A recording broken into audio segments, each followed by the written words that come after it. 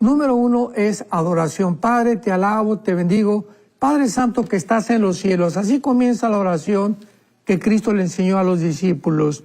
En segundo lugar, involucra acción de gracias.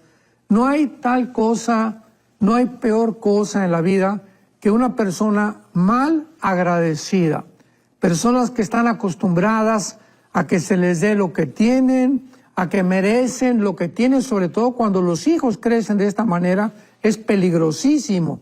Por eso es tan importante todos los días, Padre, gracias despertándonos, Padre, por este día que me has dado más de vida.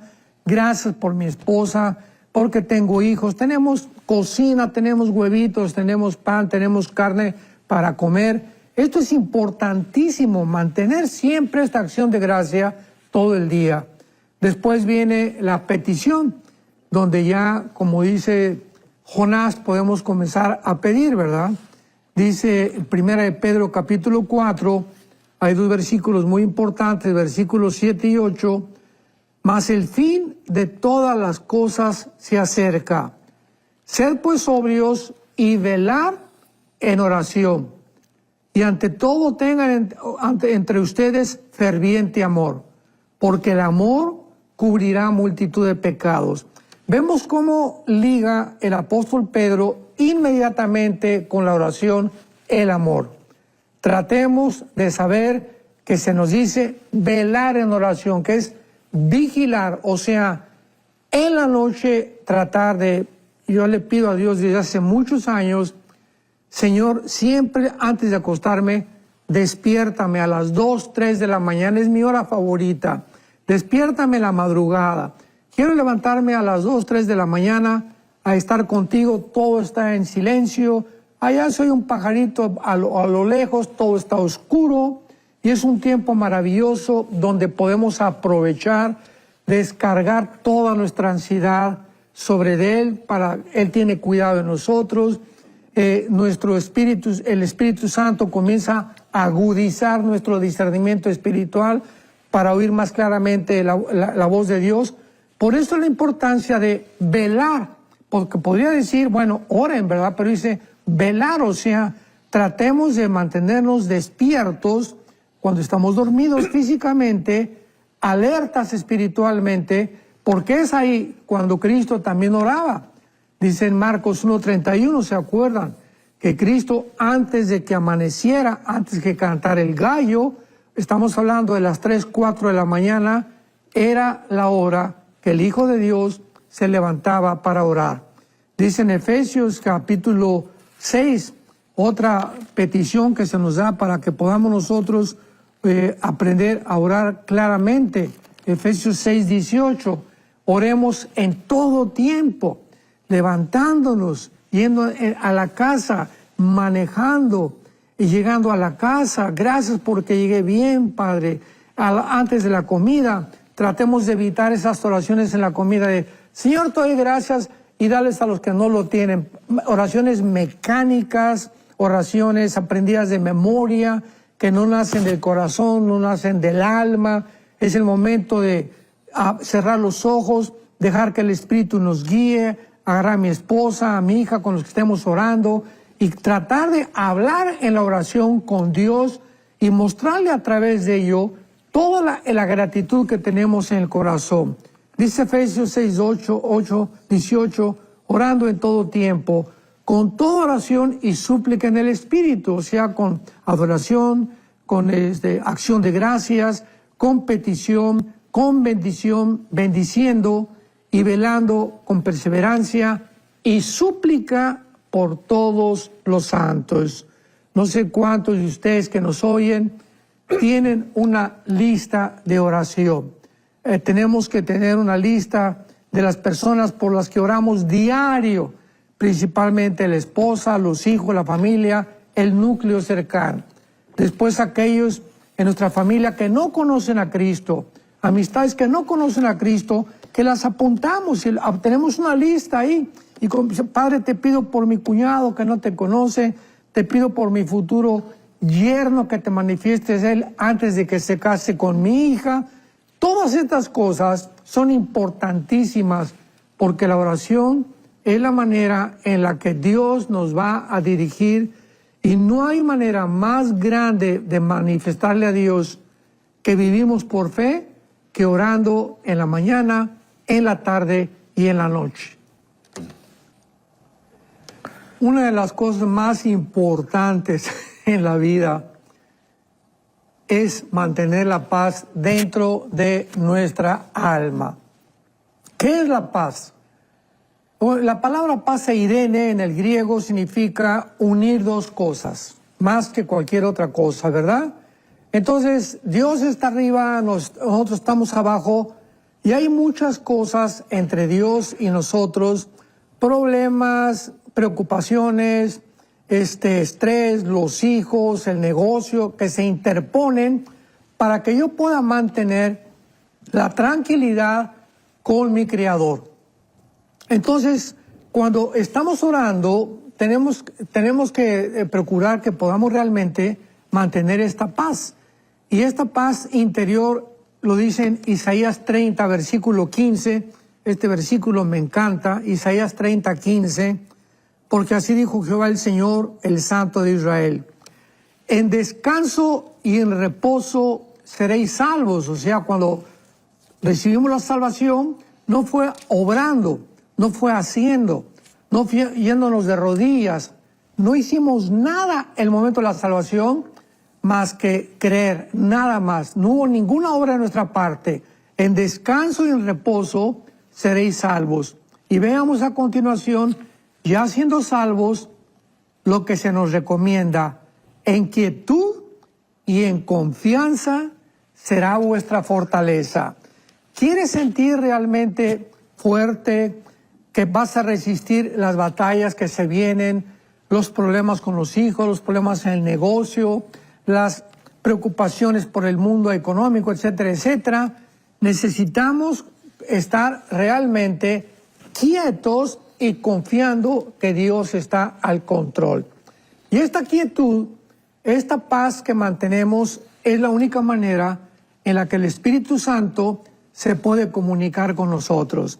Imaginémonos a una persona que: Señor, y te pido, espérame tantito. Mientras tengas esta actitud tuya en la que hay ansiedad, y Señor, ayúdeme, o llegan personas: pastor, por favor, ayúdeme, mire que estoy desesperado, a las 2, 3 de la mañana, telefonazos, por favor. Esta actitud demuestra una total incredulidad. Tenemos que estar tranquilos, calmados. Por eso comenzar a adorar a Dios. Mi hija se fue, mi hijo está en las drogas, mi esposo me amenaza, mi esposa se fue con otro. Por lo que haya sido, caer de rodillas, alabar a Dios, darle gracias, y cuando la paz de Dios llegue a nuestros corazones y guarde nuestros pensamientos y calme nuestra ansiedad interior, es cuando el Espíritu Santo nos va a hablar. El Espíritu Santo es un espíritu tranquilo, es un espíritu apacible, es un espíritu que no se puede comunicar con un ser humano cuando el ser humano se encuentra alterado, cuando te encuentras enojado, cuando te encuentras estresado, cuando te encuentras preocupado. Tenemos que tener paz, un silencio en nuestra alma que es en contra completamente del estrés. Y finalmente es interesante que tanto la Clínica Mayo, que es una clínica en Rochester, famosísima en el mundo médicamente, y el Hospital Hopkins, concluyeron hace algunos años que el factor común denominador que causa todos los problemas mentales como físicos es el estrés. Y el estrés es la enfermedad del siglo XXI. ¿Qué es el estrés? Es un estado interno de desasosiego, de ira, de enojo, me falta la paz, preocupado, llego a la casa y no me grites y quítame esto y el otro. Ese estado es algo que está afectando no solamente tu mente, sino también tu sistema cardiovascular, cardiopulmonar, gastrointestinal, todo tu cuerpo físico, y ese estrés es precisamente lo que Dios hace 2000 años nos dio la medicina. Mi paz les dejo, mi paz les doy.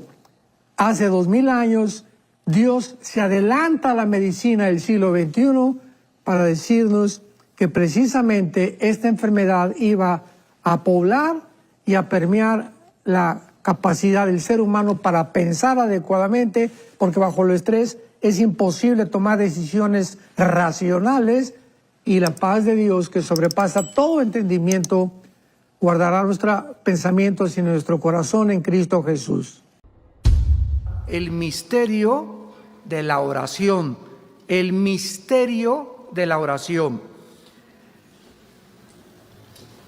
Si nosotros pudiésemos en este momento escoger cuál es el ejercicio espiritual más importante, más profundo, más misterioso, más mal comprendido y el más poderoso de la vida de un hijo y de una hija de Dios, podríamos de una forma inequívoca e indubitable contestar: la oración.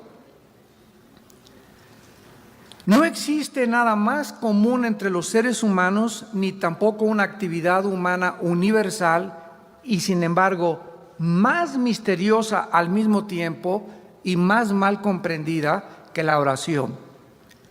Quiero decirles que en esta serie nos vamos a sumergir profundamente, pero profundamente en la Biblia.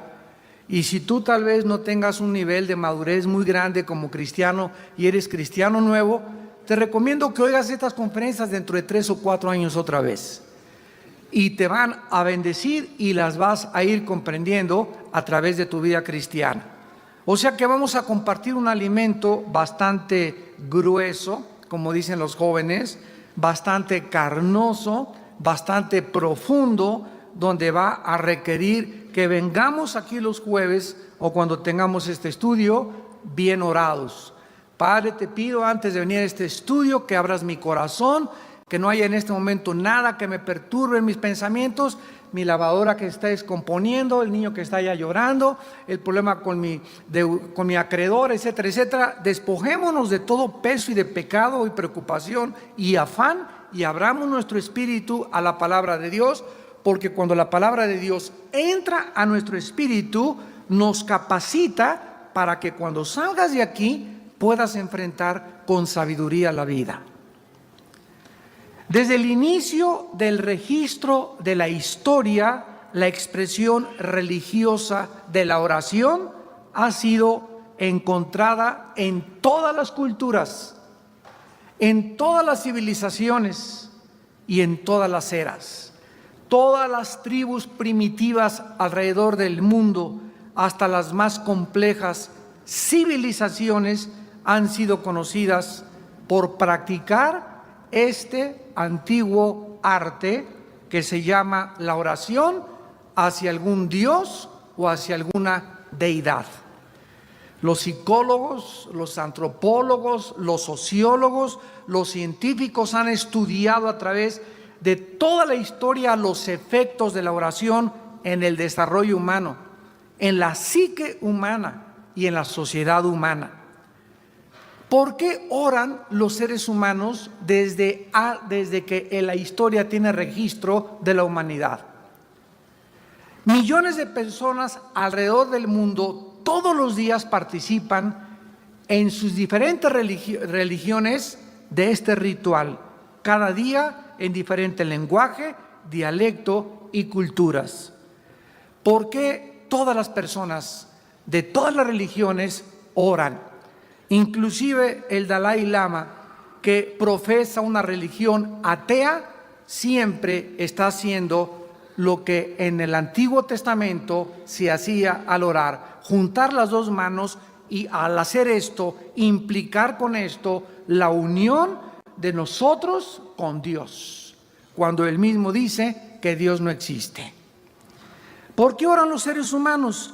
Todas las principales religiones le requieren a sus seguidores que de una u otra manera se dediquen a la oración. ¿Por qué? Porque el espíritu humano, de acuerdo a la Biblia, está impregnado con un deseo natural, inconsciente, de buscar comunicarse con alguien, de ser escuchado por alguien. En otras palabras, decir, ¿hay alguien ahí? ¿Hay alguien que me escucha? Pero es algo que está dentro de los seres humanos. ¿Nunca has visto a Chita que haga, ¿hay alguien ahí? O reuniones de conejos que tengan actividades rituales o liturgias religiosas. Solamente el ser humano es el único, lo vamos a ver a continuación, que ha recibido en su espíritu, aunque estamos separados de Dios desde el nacimiento por el pecado, el ser humano está dentro de él, impregnado de la eternidad. Dice en Eclesiastés 4 el rey Salomón, pusiste en el alma la eternidad. Esta es la razón de la incorregible manifestación religiosa del ser humano desde el principio de la creación. Repito, todas las culturas, todas las tribus, todas las sociedades, todas las civilizaciones se han caracterizado por ser altamente religiosas. Existe un misterio en la oración que el ser humano aún no ha comprendido. Así es.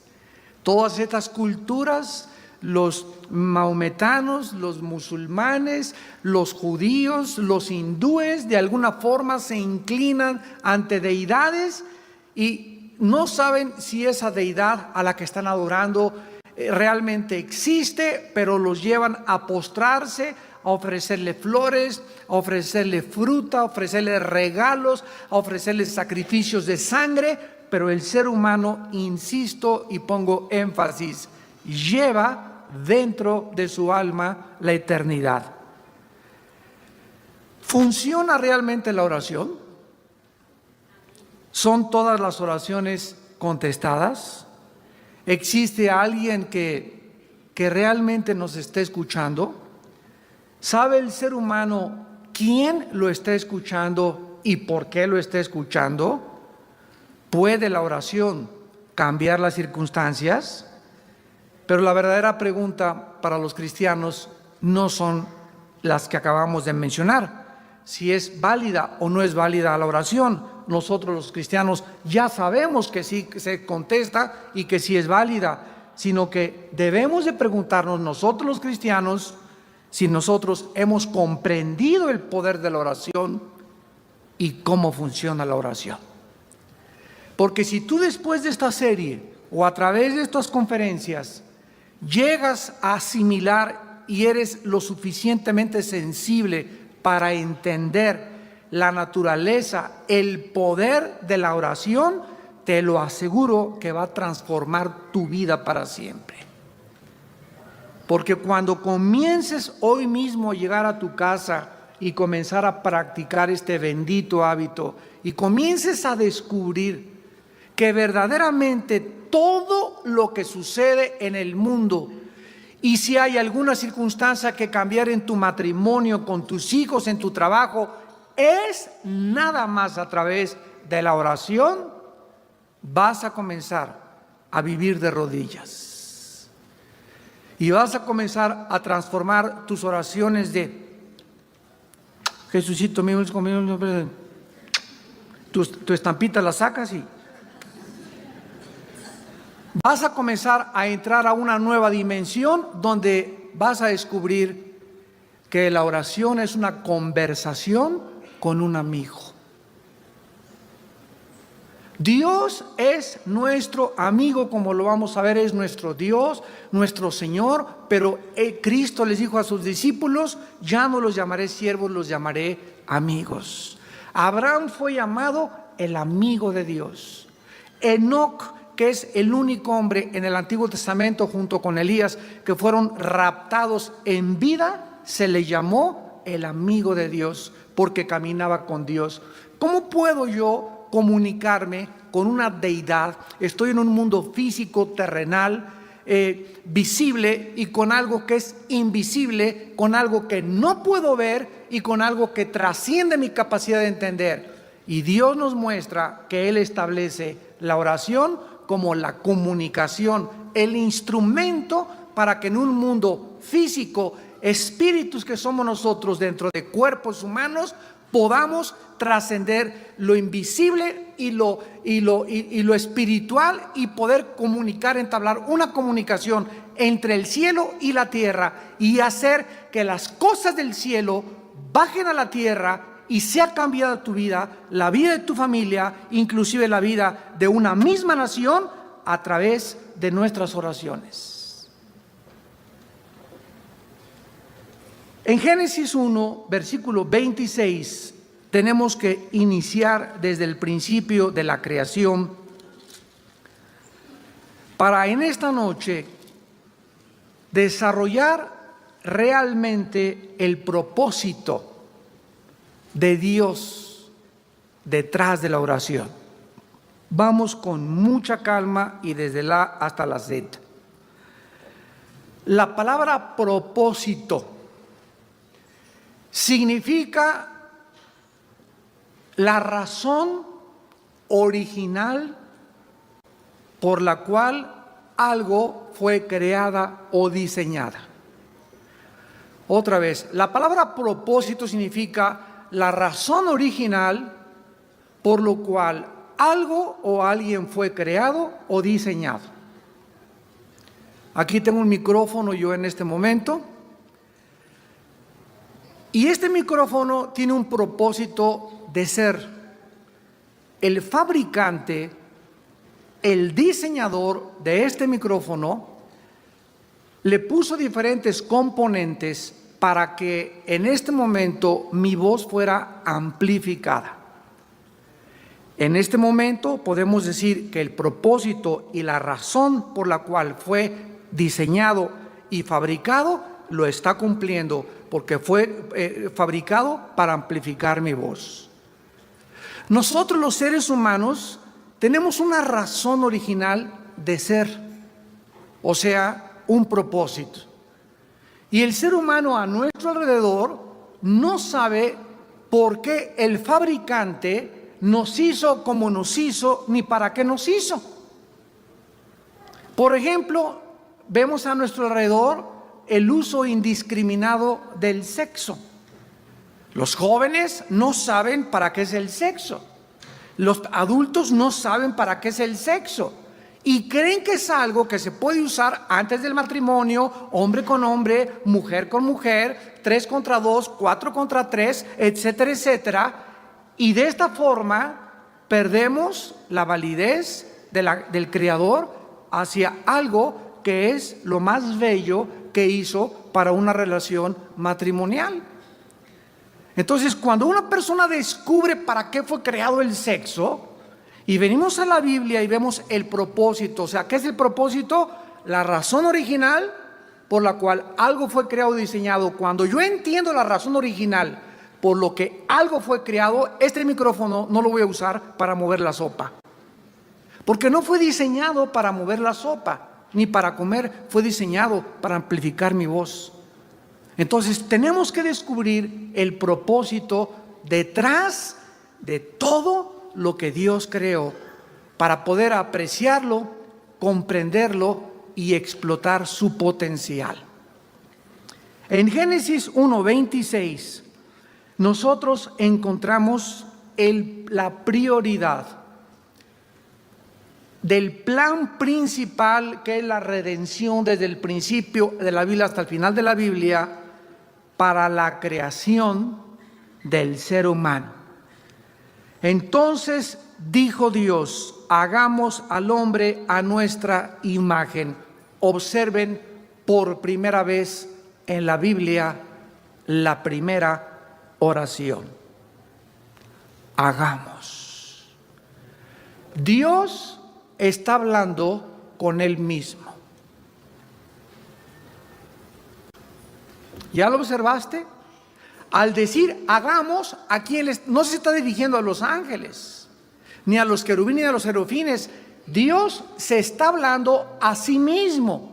vemos aquí la primera pluralidad de la deidad de Elohim, donde está el Padre y está el Espíritu Santo, y entre ellos hay una conversación que es la oración. Es una conversación, es una comunicación, tanto entre los seres espirituales como entre los seres físicos con su creador y con su fabricante.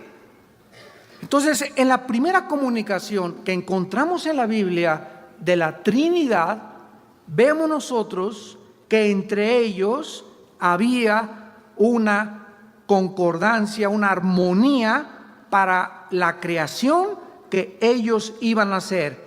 Hagamos al hombre a nuestra imagen, conforme a nuestra semejanza. La Biblia dice en Juan 4:24 que Dios es espíritu. Y para que alguien aquí abajo, en este planeta, pueda comunicarse con Él, necesita la comunicación ser a través de un alambre especial, de un instrumento, de un medio para poder hacer contacto con Dios. Como Él es espíritu, solo mi espíritu lo puede tocar. Vamos a ver en la próxima clase cómo Adán y Eva caminaban y hacían contacto con la deidad, con Elohim, a través del espíritu. Algo pasó, lo vamos a ver después, que el espíritu humano se separó de Dios y quedamos aislados del mundo invisible y del mundo espiritual. Se rompió la comunicación con Dios hasta que Dios comenzó a tratar mediante Abraham, formar un pueblo para volver otra vez y restablecer la comunicación con el pueblo que Dios siempre ha anhelado tener para Él.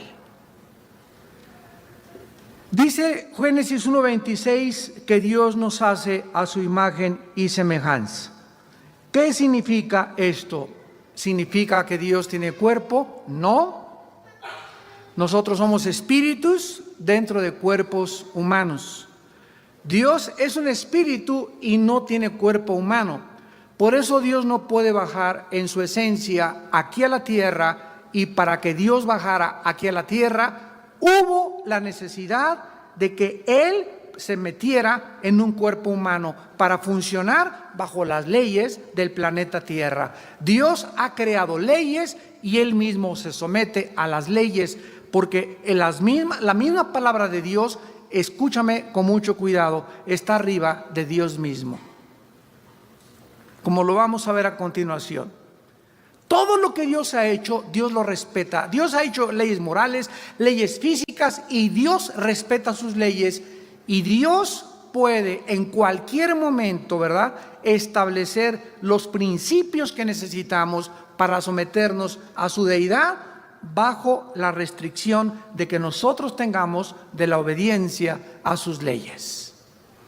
La imagen y la semejanza de Dios significa atributos morales y espirituales. Vuelvo a repetir, atributos morales y espirituales.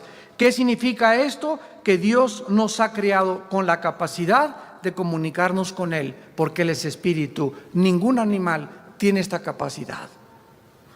Una vez le pregunté a un maestro de una universidad, ¿usted sabe, o alguien le podría, pregúntale al Dalai Lama a ver si sabe, ¿cuál es la diferencia entre los hombres y los animales? Unos me dijeron la cola, la crin como los caballos, pues que el ser humano es el único que camina en dos piernas. Y les digo, ningún libro, ninguna religión te contesta esta pregunta más que la Biblia, porque el fabricante es el único que sabe la diferencia entre nosotros y los animales.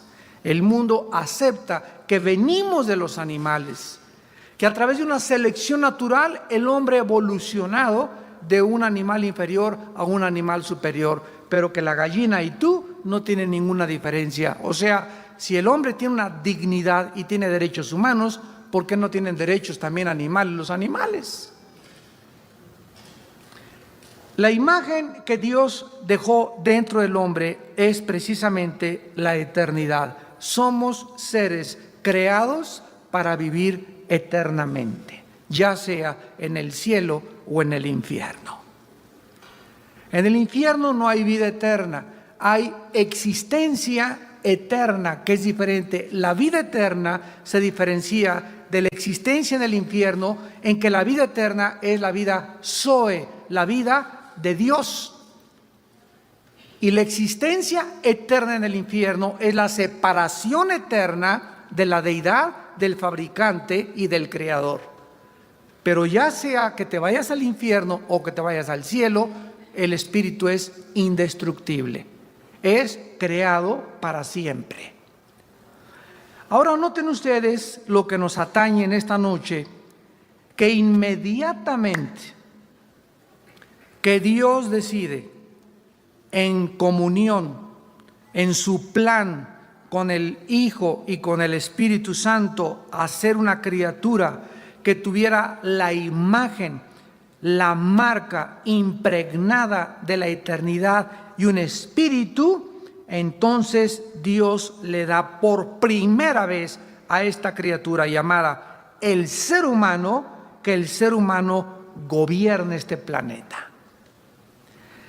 Y señoré, que es la palabra radá en el hebreo, que significa gobernar o ejercer dominio. En los peces del mar, en las aves de los cielos, en las bestias, en toda la tierra y en todo animal que se arrastra sobre la tierra. Estas palabras son tan importantes para comprender el principio de la oración, porque estas palabras nos definen la relación de Dios en su intento y en su deseo con el ser humano en este planeta.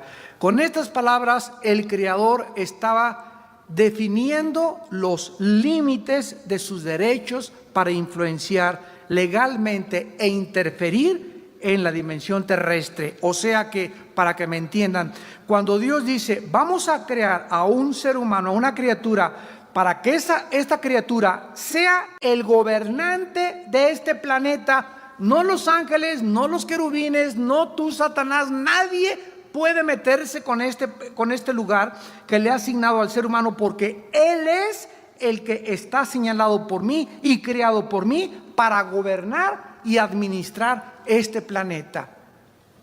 Y cuando Dios le da a un ser humano que vive en un terreno físico dimensional visible y Dios vive en un mundo invisible, está diciendo, los ángeles no se metan aquí, los demonios no tienen participación aquí, aquí el mandamás es el ser humano, la primer pareja, Adán y Eva. Este fue el principal propósito de Dios al crearnos, que fuéramos líderes y ejerciéramos dominio, y esta es la razón por la cual todos los seres humanos nos choca que nos manden. ¿Por qué? Porque no fuimos creados para ser siervos ni esclavos de nadie. Fuimos creados para gobernar, todos los seres humanos. Y vamos a ver después que fue el pecado y la entrada al pecado lo que nos hizo ser siervos los unos de los otros. Y el ser humano ha usado indiscriminadamente este dominio, al grado que el ser humano, lo vemos terminando el libro de Apocalipsis en el capítulo 18, donde se dirige al comercio de las almas humanas, los prostíbulos, los centros de drogadicción, donde se perdió los derechos humanos. El ser humano explota al ser humano, a los empleados no les pagan tiempo extra, no los indemnizan. Tratamos por todos los medios de abusar del derecho original que Dios estableció en mi alma para abusar de los demás. Los maridos abusan de su esposa y su esposa ya no es un ser humano, es un objeto. Y sabes que llego en la noche y te pones lista porque te voy a saltar desde el ropero con el salto del tigre. Y tú estás usada para satisfacerme y para darme gusto, y después te vas a seguir planchando y me sigues haciendo mi cena, y comenzamos a ver que el hombre ha perdido totalmente su identidad, le ha robado la dignidad a la mujer, la ha convertido en una esclava, cuando la mujer es coheredera de la vida junto con nosotros. Esta es la razón por la cual Dios está levantando en estos tiempos últimos a la mujer en un nivel que jamás la mujer se imaginó que Dios te va a levantar. Y le está devolviendo su identidad y le está devolviendo su dignidad. ¿Por qué? Porque el hombre, el macho, el varón, ha abusado de este derecho original de gobernar. El pecado nos ha convertido no en gobernantes, sino en dictadores. Ahora, muy bien, veamos nosotros por qué es importante entonces estas palabras de Génesis 1:26. Número 1, el propósito de Dios es más importante que nuestros planes personales. Que esto durante toda tu vida lo recuerdes. La razón original por la cual Dios me creó es más importante que mis planes de ser rico, de ser artista, de ser ingeniero, de ser arquitecto, de llegar a destacar, de salir siempre en la foto, de ser famoso, de que me dé reconocimiento. Yo tengo que entender, Señor, ¿cuál es tu plan original para mi vida? Para yo meterme a tu plan. Y una vez que acepte tu plan para mi vida, descubro mi autorrealización.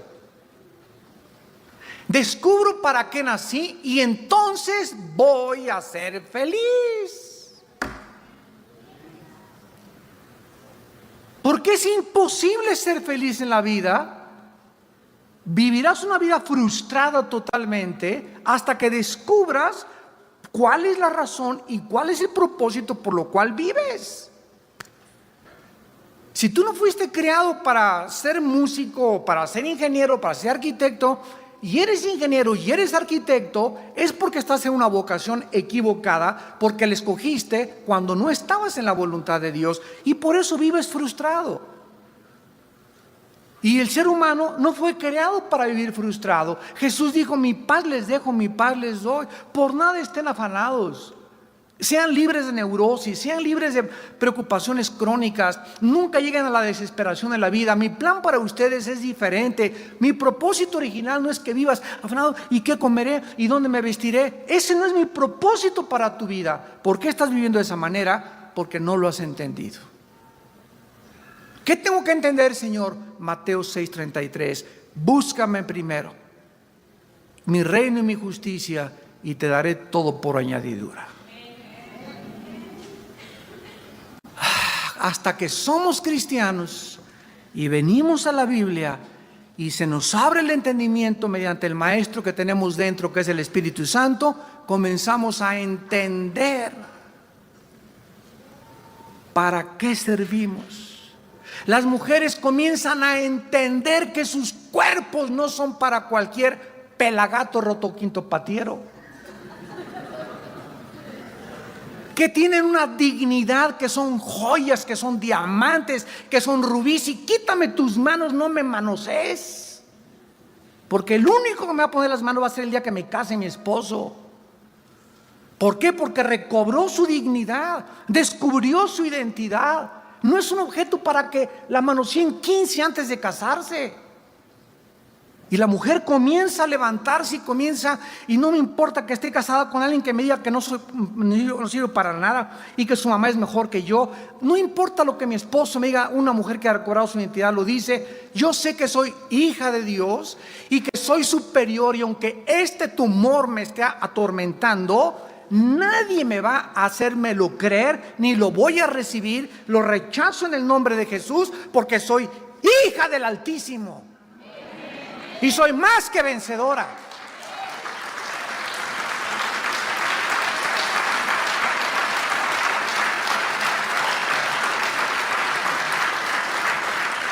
Cuando recuperamos nuestra identidad, nadie nos puede dañar.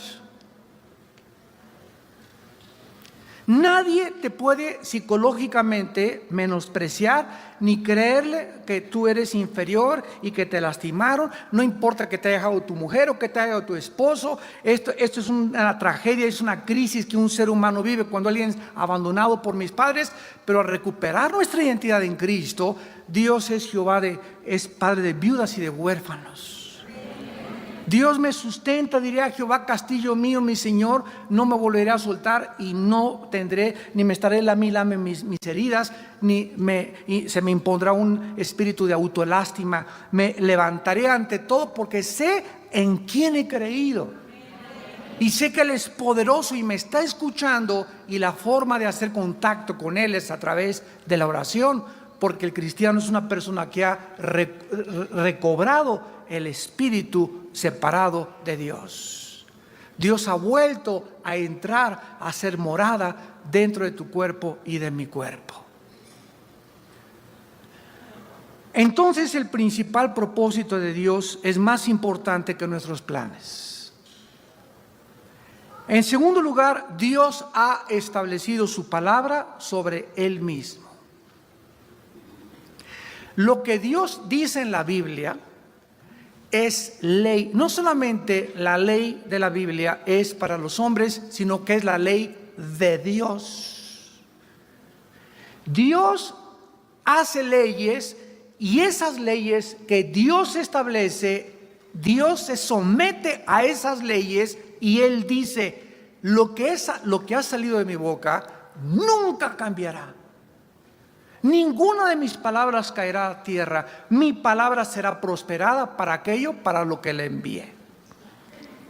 Y cuando vengo a la Biblia y me encuentro promesas donde Dios me habla y me da algo de lo cual yo dudo, en ese momento recuerdo que Dios está ligado, Dios está integrado a lo que Él ha dicho. De ahí viene la palabra hebrea que se tradujo integridad. ¿Qué cosa es una persona íntegra? Una persona íntegra es una persona que lo que dice, lo hace.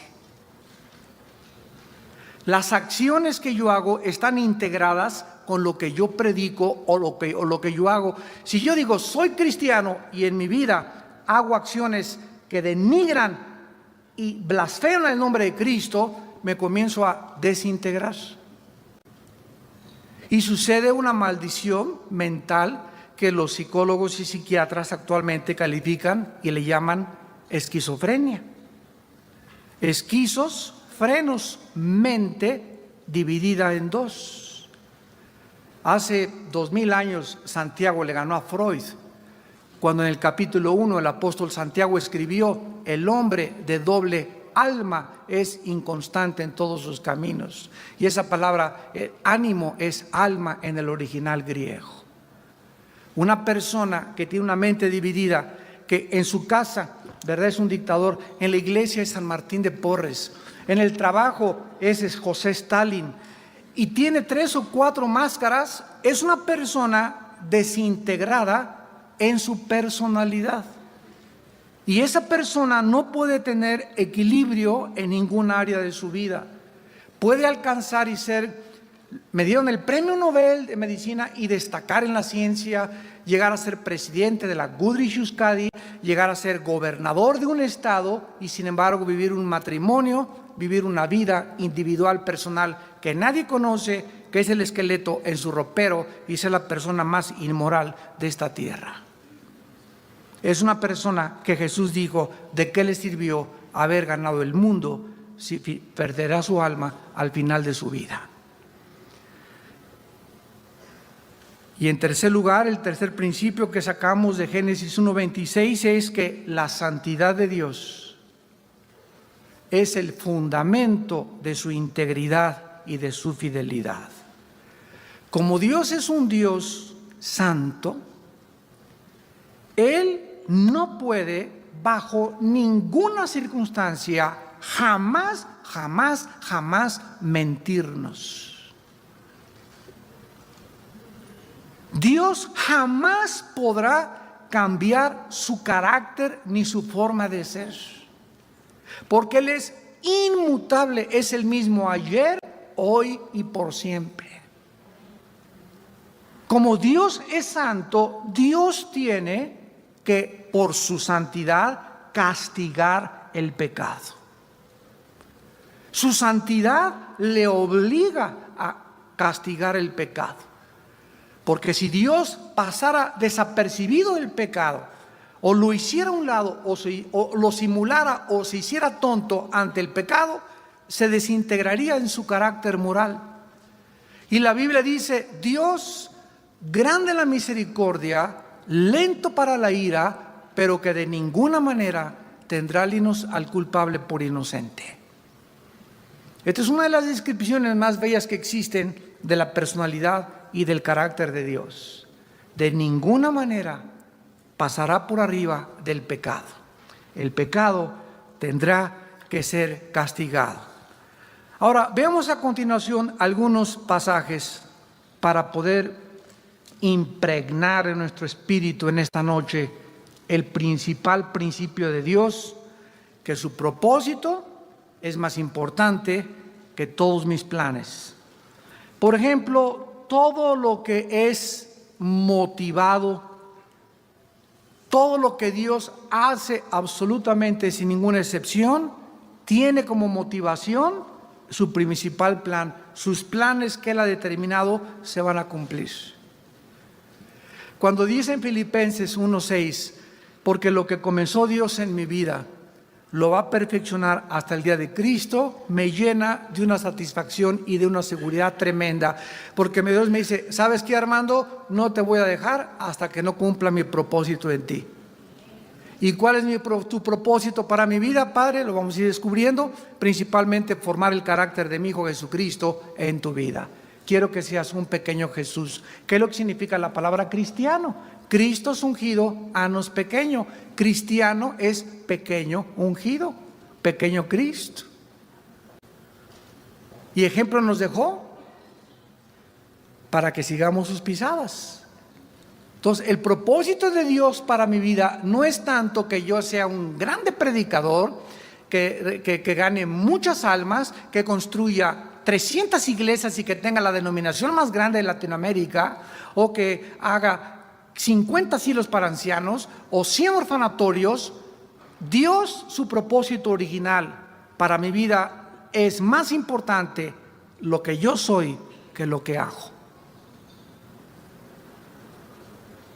A Dios le importa más mi carácter que mis acciones. Cuando lleguemos al cielo, llega y dile a San Pedro: a ver, te dice Pedro, a ver, Peter, déjame entrar al cielo, ¿no? ¿Por qué te voy a dejar entrar al cielo? No, hombre, es que mira, me fui a la villa 20 veces de rodillas. Era cuatísimo del Dalai Lama. Construí 50 orfanatorios, hice 100 asilos. Es más, el castillo de Chapultepec me lo regalaron y lo ofrendé a un orfanatorio de niños. Ninguna cosa que nosotros hayamos hecho nos abrirá la puerta del cielo. Cuando lleguemos al cielo, lo que Dios me va a preguntar, más que cualquier cosa que yo haya hecho, es: ¿cuánto te pareces a Jesús?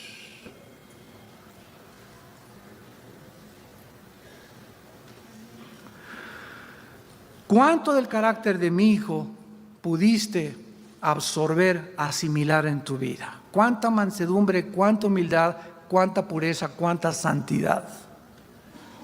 Porque cuando lleguemos al porvenir, a la otra vida, allá se nos van a asignar otros oficios, otras posiciones de autoridad, y lo que Dios me dé a ti y a mí en la otra vida, en lo porvenir, cuando salgamos de nuestro cuerpo, la posición que Dios me dé en la otra vida estará en relación con cuánto del carácter de Jesús pude tener en mi vida en esta vida. No con cuántas cosas haya hecho, sino cuánto de Jesús hay en mi vida al llegar al cielo. Esto es importante. Vean ustedes, por ejemplo, Isaías 46. Isaías 46. versículos del 10 al 11, y vamos a ver en estas escrituras que todo lo que Dios hace, repito, es motivado por su propósito original, el cual nunca ha cambiado ni cambiará. Isaías 46, versículos 10 al 11, dice que anuncio lo por venir desde el principio y desde la antigüedad, lo que aún no era hecho. Que digo, escucha, mi consejo. Esta palabra consejo, etzá en el hebreo, significa propósito. Mi propósito o mi consejo, o en otras palabras, lo que yo he determinado desde el principio, haré todo lo que quiero. Que llamo desde el oriente al ave y de tierra lejana al varón de mi consejo, yo hablé y lo haré venir. Lo he pensado y también lo haré. ¿Qué es y cuál fue el consejo de Dios para el ser humano desde el principio de la creación? Que nosotros pudiésemos en esta tarde comprender la razón y el propósito por el cual nos creó. ¿Para qué nos creó? Nos creó para gobernar. Nos creó para liderar. Nos creó para dirigir. ¿Por qué? Porque nos estamos entrenando en este mundo para gobernar el mundo venidero. Jesús dice que nosotros somos coherederos de Él en la otra vida. ¿Qué significa? Si ustedes ven Daniel 7:27, dice, y que el reino y el dominio debajo de los reinos se ha entregado al pueblo de los santos, cuyo dominio no tiene fin.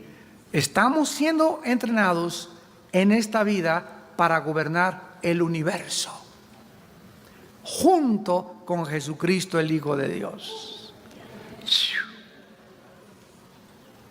Los mismos ángeles no tienen esta asignatura, ni jamás se les concedió esta prerrogativa. Ninguna criatura que Dios ha creado en el universo, de acuerdo a la Biblia, está siendo preparada para gobernar. Por eso dice Pablo, ¿verdad? Yo sé en quién he creído y sé que me está esperando la corona de gloria, y no solamente a mí, sino a todos los que aman su venida. Y dice en 1 Corintios 6, del 2 al 4, que no sabéis que hemos de juzgar a los ángeles. ¿Que no sabéis que vamos a ser gobernantes en la otra vida y que por eso se desprecia todas las cosas que este mundo nos ofrece? El diablo le dijo a Cristo, te ofrezco Hollywood, te ofrezco 50 mujeres, te ofrezco las glorias, dinero, poder y todo. Y Jesús le dijo, a tu Señor no vas a tentar, porque solamente a Dios lo puedes amar y respetar, y a Él solo lo puedes adorar.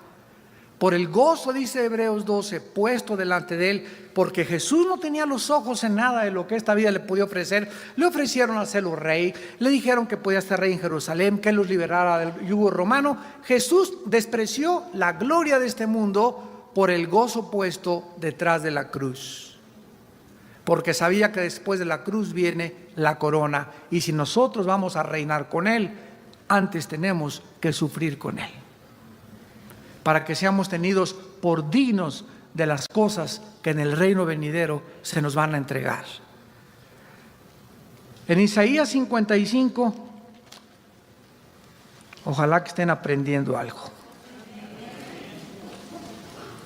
En Isaías 55, 11 y 12 vemos su propósito, su consejo relacionado con su palabra. Porque como desciende de los cielos la lluvia y la nieve, y no vuelve allá, sino que riega la tierra y la hace germinar y producir y da semilla al que siembra y pan al que come, así será mi palabra que sale de mi boca. O sea, todo lo que está en la Biblia no volverá vacío, sino que hará lo que yo quiero y será prosperada en aquello para que le envíe. Vemos la inmutabilidad del consejo y de la sabiduría de Dios. Se compara con la lluvia en la Biblia. La lluvia cae del cielo y hay una razón original, hay un propósito, todo tiene un propósito, regresamos, para que haya lluvia, para que haya nieve, para que haya estaciones del año, para que yo haya nacido. Y lo maravilloso es encontrar este propósito en la Biblia, porque es el único libro que nos dice el propósito y la razón de todo lo que existe. La lluvia es y fue creada por Dios para que cayera, y esta tierra está relacionada para que se moje. Y en cuanto se moje la tierra, necesita la planta y la flor o los árboles, el contacto de la tierra, la humedad, el oxígeno, nitrógeno, carbono, los gases y los elementos químicos de la tierra junto con los del agua para poder crecer y dar una flor y producir lo que Dios ha querido producir. Y así es la palabra de Dios. La palabra de Dios, cuando yo vengo diario de la Biblia, ustedes que le están escuchando ahorita, o vas en el carro y estás escuchando cassettes en el tráfico, dichosos los cristianos que están escuchando y escuchando la palabra de Dios, no vuelva así. A lo que entra a tus oídos, entra y sin que te des cuenta, te está regando la semilla. Aquí adentro hay una semilla, que es la palabra que fue sembrada y la que nos hizo renacer. Y está siendo regada. Ahorita, ¿qué estoy haciendo yo? Estoy regando la semilla de sus corazones, pero con un chubasco tremendo. No nada más así con agua bendita, ¿verdad? Sino verdaderamente con un chubasco de la palabra de Dios. ¿Y qué dice? Que esta palabra que está entrando a tu vida, dice la Biblia, que Dios tiene un propósito, dice, hará lo que yo quiero dentro de ti. ¿Y cuál es la condición? Que la recibas. Que no te entre por acá y te salga por allá. Porque dice, porque será prosperada en aquello para que le envíe. Esta palabra dentro de mí, si en esta noche y cuando oigo la palabra y soy expuesto a la palabra, no importa el predicador que sea, abro mi corazón y la palabra entra a mi vida, dentro de mi vida comienza a fortalecer mi espíritu, a sanar mi mente, a darme un concepto y una percepción y un discernimiento más amplio de la vida, del universo. Inmediatamente veo un peloncito que anda por ahí, ¿verdad? Que dice que es líder religioso, y inmediatamente mi espíritu me dice, ¿verdad? Es un falso profeta. Yo oigo esta filosofía y no es cierto. Y aunque la gente vaya y todos se arremolinen ahí, yo sé, ¿verdad?, que no han sido nunca los muchos los que han cambiado las cosas, sino los pocos. Nunca la mayoría ha demostrado en la historia estar en lo correcto. Y si el mundo entero, como dice Cristo, ancha y espaciosa es la puerta que conduce a la perdición, y la mayoría van por ella. Y la tendencia del ser humano es que si son muchos, me voy con el rebaño, me voy con la manada. Y Dios nos mandó a quedarnos solos.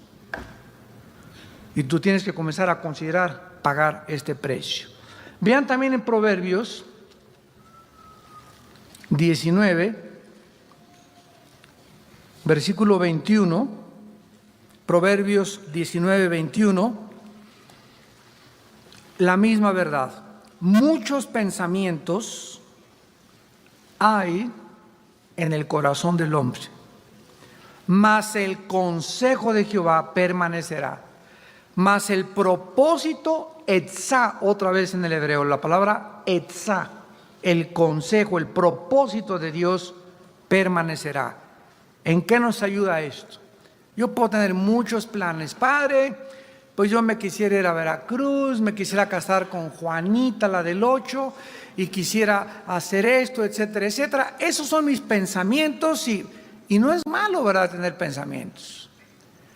Pero en ese momento, como ya recobré mi identidad, volteo hacia atrás y le digo, Padre, esos son mis planes. Sin embargo, no voy a hacer esto. Mira, Señor, quiero hacer esto y esto y esto, fírmale. Porque hay muchos cristianos que así le hacen. Estos son mis planes, etcétera, etcétera, Señor, fírmale, ¿verdad? ¿Estás de acuerdo? Amén, gloria a Dios. y tomo acción, ahí es cuando nos salimos y nos apartamos de Dios. Padre, aquí este plan, me están ofreciendo este trabajo, bla, bla, bla. Ahora, Señor, tú tienes un propósito original para mi vida que has prometido que lo vas a cumplir. Padre, estos planes que yo tengo, ¿los apruebas? O vengo y te digo, como debe ser un cristiano, incondicionalmente, no se haga mi voluntad, mas tu voluntad. Si tú tienes algo que no te gusta de esta chava con la que ando, o de este muchacho con el que ando, o de este proyecto para irme a Estados Unidos, si hay algo en tus planes que no está de acuerdo a mis planes, y me rindo incondicionalmente y no me voy a enojar, si tú me los cambias, Dios dirige tu vida.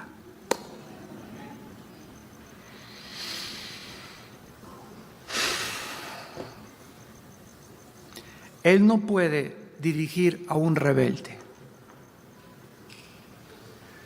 Y si te aferras a tus planes y te quieres casar con ese y con esa y hacer esto, Dios te deja. Porque la voluntad de Dios es permisiva y es directiva. Dios permite que te hayas casado como te casaste, que hayas abierto el negocio que abriste, que te hayas ido donde te fuiste, porque te encaprichaste. Y no le diste oportunidad, ni le dijiste, Padre, quítame esta persona de mi vida o este negocio si no está dentro de tus planes. Porque cuando no hacemos eso y no consultamos a Elohim, comenzamos a verdaderamente convertirnos en dioses y a determinar lo que yo voy a hacer. Lo dice Santiago capítulo 4. Ay de ustedes que dicen, mañana voy a ir a traficar y me voy de viaje, cuando deberían de decir, si el Señor lo permite, lo haré. ¿Se dan cuenta de la diferencia entre una persona sometida al Eterno y una persona voluntariosa y caprichosa? Y esta es la razón por la cual en Efesios 1:11 el apóstol Pablo nos dice la misma verdad. Efesios 1:11. En él asimismo tuvimos herencia, habiendo sido predestinados conforme al propósito, otra vez. Fuimos predestinados conforme al propósito del que hace todas las cosas según el designio de su voluntad. Dios tiene un propósito, una razón original, y tiene planes para mi vida, tiene planes para mi matrimonio, tiene planes para mis hijos. Mi responsabilidad es descubrir cuáles son esos planes para mi vida. Y terminamos en Hebreos 6, versículo 17. Hebreos 6:17, por lo cual, queriendo Dios mostrar más abundantemente a los herederos de la promesa la inmutabilidad de su propósito o de su consejo, o sea, ¿cuál es el consejo? ¿Cuál es el propósito original de Dios para mi vida?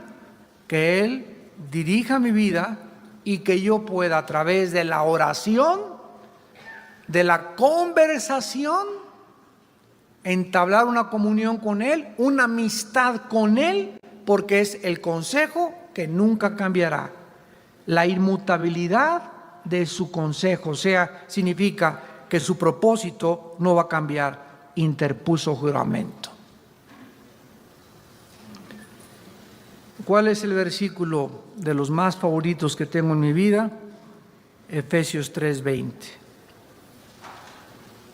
Y aquel que es poderoso para hacer todas las cosas, mucho más abundantemente de lo que pedimos o entendemos, según el poder que actúa en nosotros.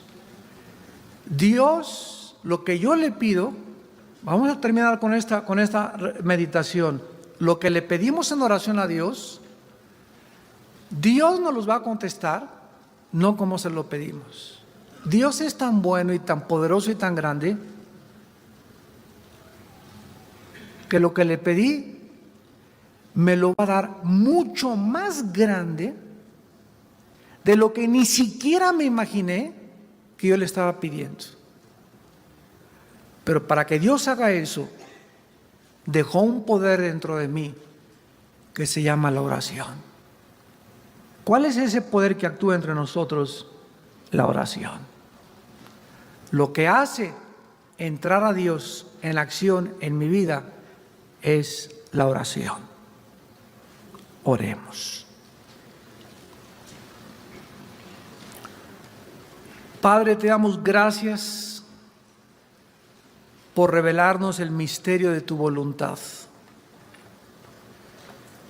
por hacernos conocer tu consejo desde el inicio de la creación del mundo.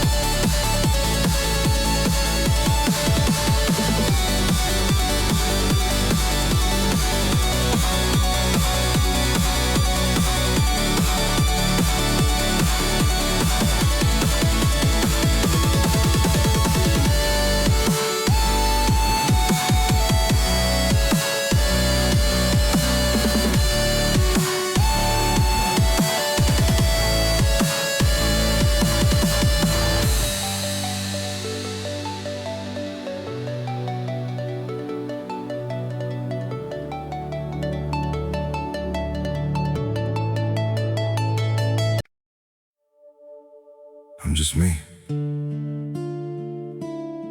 and you're just you. But somehow, that's everything we need.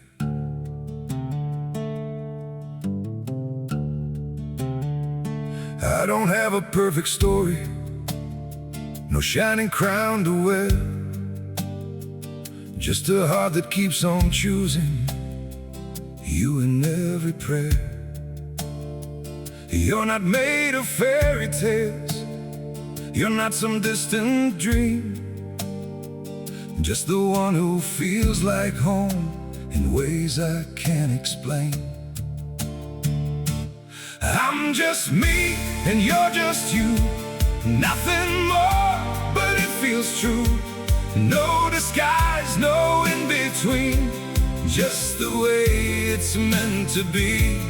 We don't need to be someone. We don't have to chase the sun. In this world so wild and free, you belong with me.